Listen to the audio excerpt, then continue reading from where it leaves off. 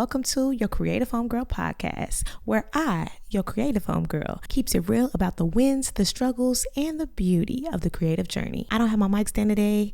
It broke on me, yes, but that's not stopping anything because we have stuff to talk about. So let's get into it. Today's episode is titled, Your Creativity is Bigger Than Likes and Follows. Every creative knows the feeling of posting something that you really love, that you worked really hard on, and you post it and the numbers aren't giving. The numbers aren't giving creative, amazing, I spent 4 hours on this. The numbers are giving scroll, I don't care. I've had moments where I have poured my blood, sweat, and tears into a piece of content. And when I put it out, I just kept refreshing, just looking for that validation that, oh, this is cool. This does mean something. It did touch someone. And I make it one like, but that's not really what I was expecting. So I am in turn disappointed. Quite frankly, the numbers are messing up our heads. You start comparing, you start questioning your taste, you start thinking, well, am I really that good? Is it really that good? Maybe not so much. We've all had that moment where likes and follows start to feel like a verdict on our creativity. And that's a really heavy thing to carry. Here's what I had to learn the hard way. Likes are feedback, not truth. Follows are attention, not authority. The algorithm didn't give you your gift, and it doesn't get to decide your value. Some of the most important work don't go viral immediately. They don't gain popularity immediately. Some ideas are early. Sometimes people won't get it the first time. Sometimes you have to show it in different ways a million times for the public to catch on. And some art simply needs time to find the right audience. The internet is a big place. You can't expect to find your perfect audience within one post, or even 2, or even 10. It takes time. I've looked back on some posts or projects that I did that didn't really get that much engagement or likes or get me many follows. But when I look back, I see it as some of my strongest work and work that I'm still proud of and I would still post today. And I keep posting because I think regardless of what the likes and the follows said, this is something that I'm proud of and it's a part of my overall journey. And I know eventually when it all does pop, because it will pop, when it does pop, people will go back to that and say, wow, she's been putting out amazing pieces, amazing work. So remember, low numbers don't mean low impact. Like I said, even if you have one comment on that video, even if you got 3 likes, hey, it be like that sometimes. Even if you got just 10 likes, you have to remember those 10 people. That's a lot of people. Imagine 10 people in the room with you. It would start to feel a little crowded. That's a good amount of people. So think of it like that. Even if it's not as many people as you would like, you're still having impact on someone. Low numbers don't mean low impact. Sometimes it just means your creativity is ahead of the moment. So how do we keep creating high level, valuable content without letting the numbers and the data crush our spirit? Here's what's been helping me. Creating for alignment, not applause. I do this because it is aligned with my purpose. It is aligned with what I'm wanting to do at this point in time. It is aligned with who I am. That's why I do this. I remind myself of that every time I make a piece of content, every time I post a piece of content. I'm doing this because it is aligned with my higher calling and my purpose, not because I need people to clap for me. It feels good when people clap for me. I love an applause. I love a standing ovation, actually. But that's not my sole reason for doing this. And it can't be yours either because applause die down. Sometimes people don't feel like clapping. Some people feel like they've clapped too much and now it's awkward and now they just want to sit on their hands. People are fickle, but your passion for what you're doing, that has to remain stable. That's all you really have.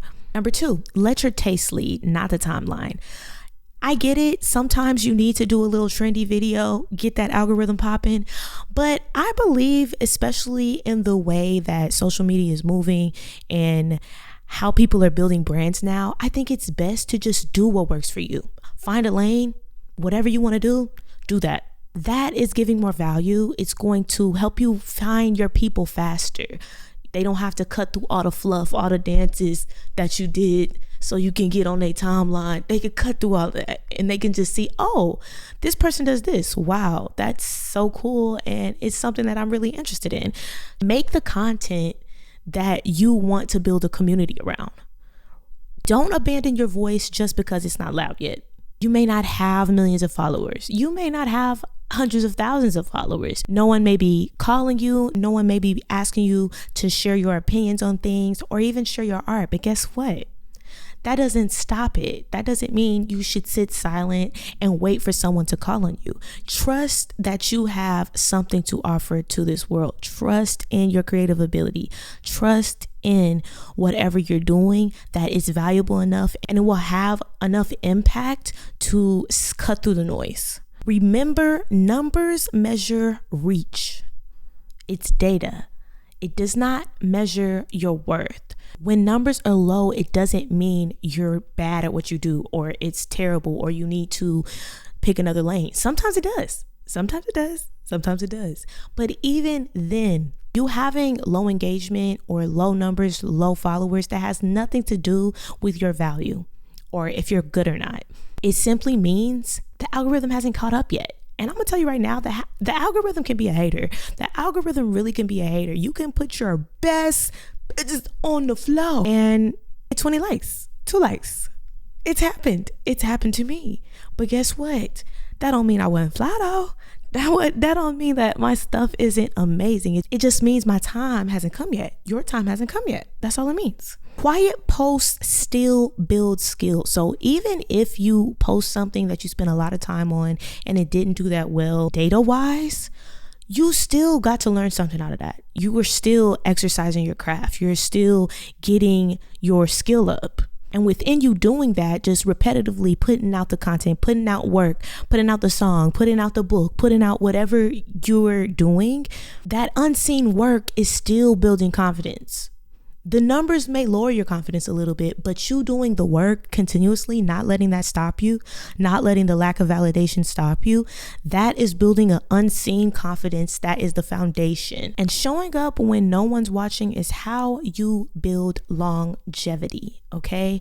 Like I said before, there will come a time that your time will come. And at that moment, people will go back years maybe to see all of your old content. And at that time, your content will be appreciated. I promise. I've seen it time and time and time again. People will go back. I do it myself. When I find a creator that I like, I'm like, oh, let me see some other stuff that they have. I love binge watching people. Once I find something I like, I'm there. If I find an artist I like, I'm about to listen to all your albums, even the one you made when you was 13, because I want to see the journey. There are people that do that. And if they like you and they find you, they will go back and appreciate all of that old content that you felt was left behind in the dust. I also view it like sometimes low engagement is protection. Sometimes that allows you room to grow, room for error without feeling super self-conscious because not that many people saw it. Not that many people engaged with it. So it's really not a huge deal if you mess up in the beginning or, you have time to figure out exactly your flow for things, how you want to push your work out into the world. That is a blessing in a way. So if you're feeling discouraged by likes and follows right now, one, I want you to know you're not alone. I think we all experience it. Anyone in the pursuit of anything dealing with the internet and social media, which is pretty much everyone now, because if you have a business or any type of creative endeavor, you got to be on here. But if you're feeling discouraged by that, you're not alone. And I want you to hear this clearly. Your creativity is bigger than numbers. It's bigger than metrics, bigger than temporary attention. Keep trusting your taste. Keep making what feels true to you. Because when that moment comes for you, and it will come, the work will speak for itself. Have you ever questioned your creativity because of numbers? Let me know in the comments. Let's remind each other why we started. I'm LaVoyce, your creative homegirl, reminding you that the journey is just as important as the destination. See you next week.